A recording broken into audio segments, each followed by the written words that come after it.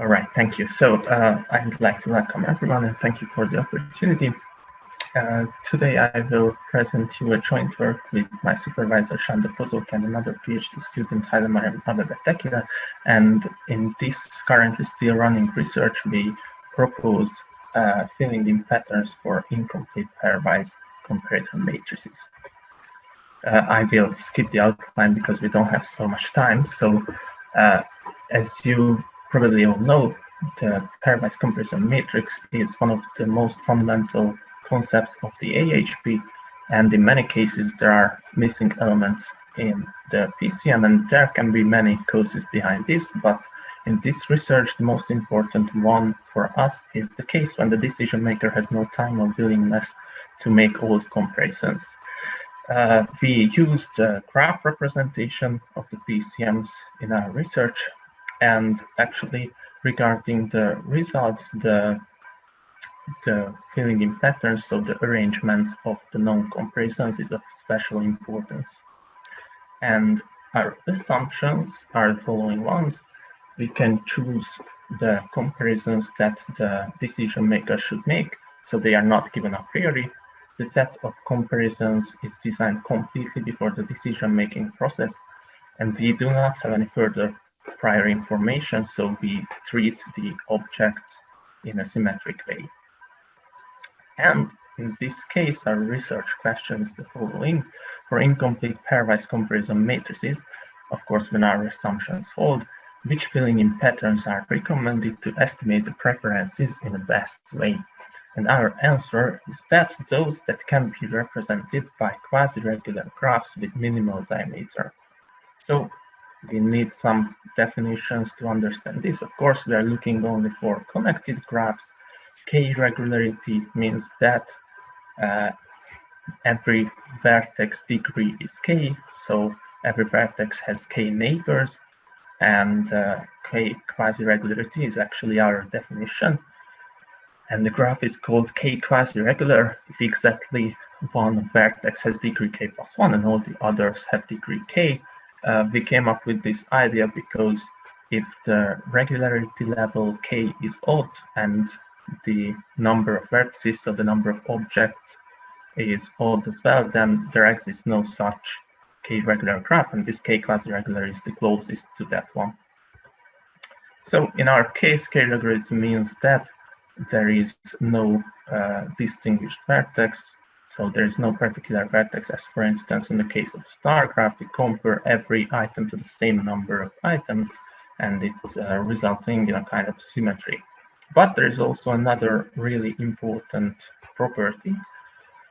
Namely, we would like to avoid those cases when two elements are compared only through a very long indirect path, because this can cause misleading results.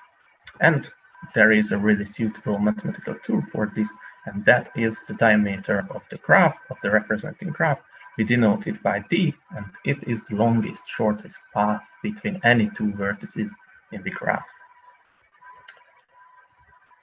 And in this research, we are interested in the smallest non-trivial values of the diameter. The trivial value is 1, because if the diameter is 1, that means that the graph represents a complete pairwise comparison matrix, so that is not interesting for us. And it turned out that the smaller the D parameter is, the more stable our system of comparisons. So here I will present some of our results of some graphs. Actually, we provide a list of graphs which shows the patterns of comparisons that we propose. And in a mathematical point of view, we are looking for graphs with minimal diameter for a given number of vertices and a given level of regularity.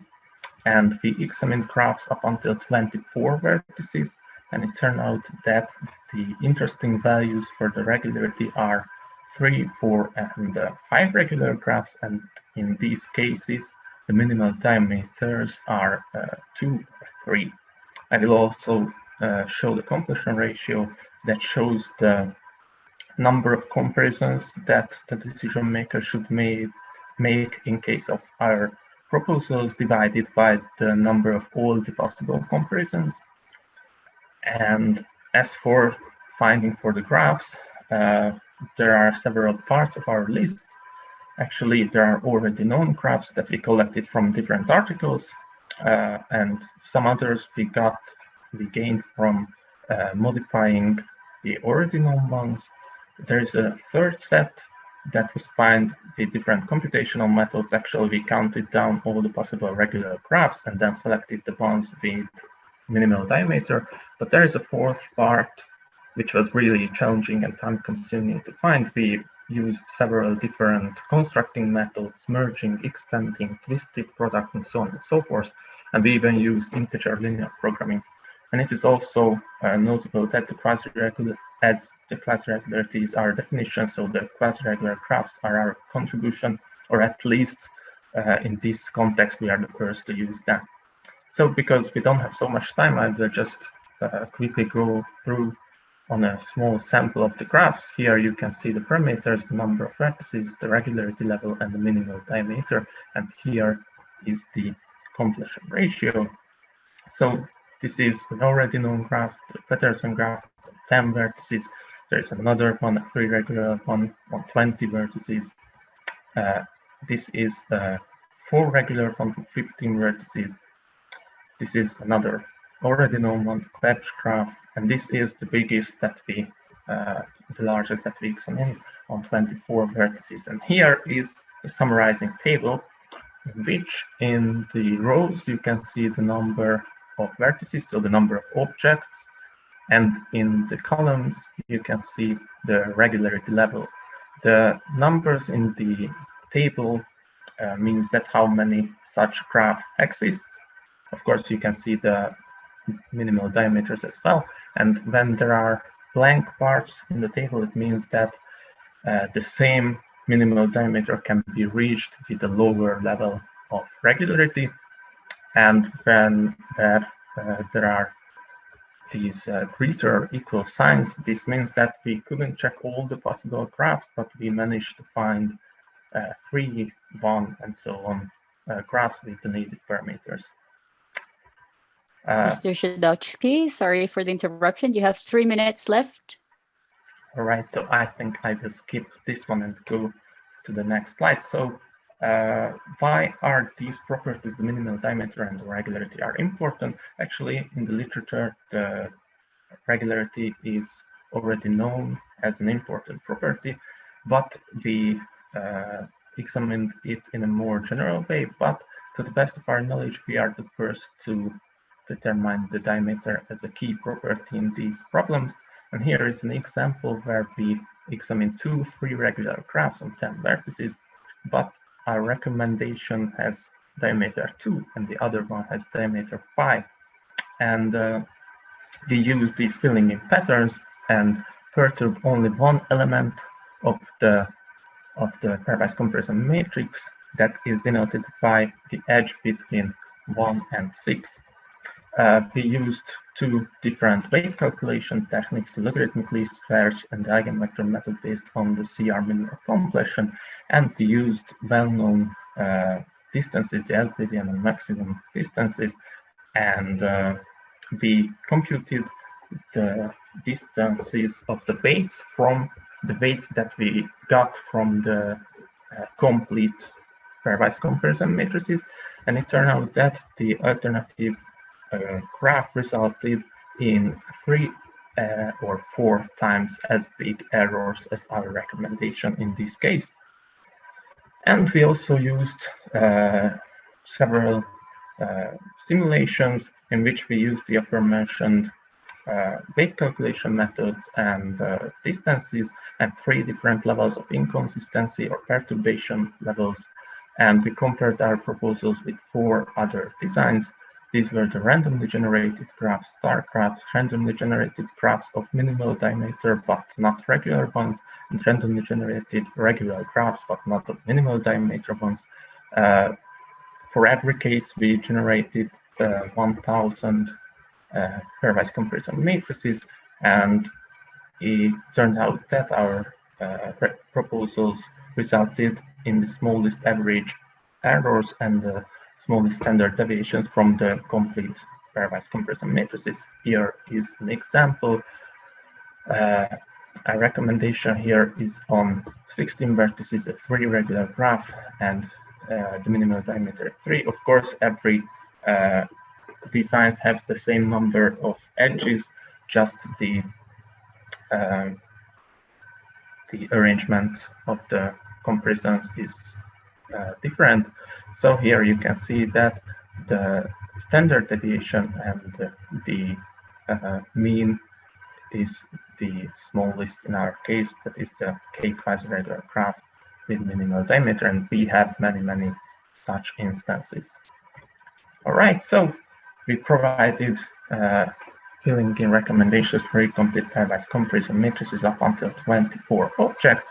We presented that both quasi-regularity and the minimal diameter properties are important. We used extensive numerical tests to support our results, and there are many further research questions like finding larger graphs, testing our proposals in other models based on pairwise comparisons. So of course, our findings can be used in a much wider range, not just in AHP.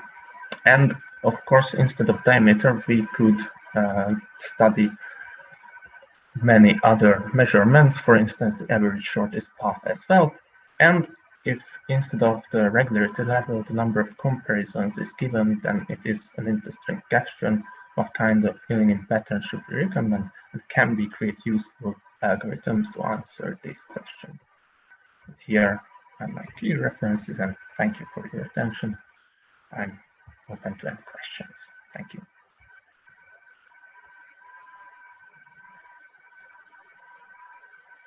May I have a question? So is there any threshold value for the graph diameter? Why cannot you use just star type graphs with diameter 2? Or when should you end the input of comparisons? At which value of the graph diameter? Have you considered this question? Well, actually,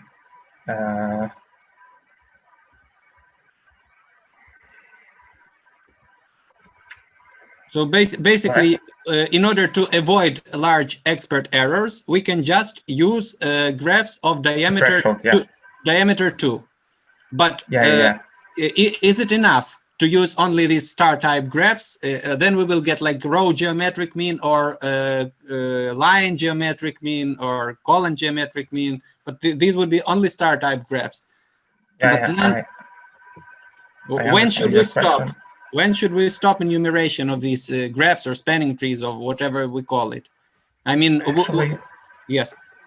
Actually here, as you can see, there are regular graphs or quasi-regular graphs with not minimal diameter, and actually we generated them in a way that we excluded the graph with the largest, but still there is a difference between them. Of course, it's a good question.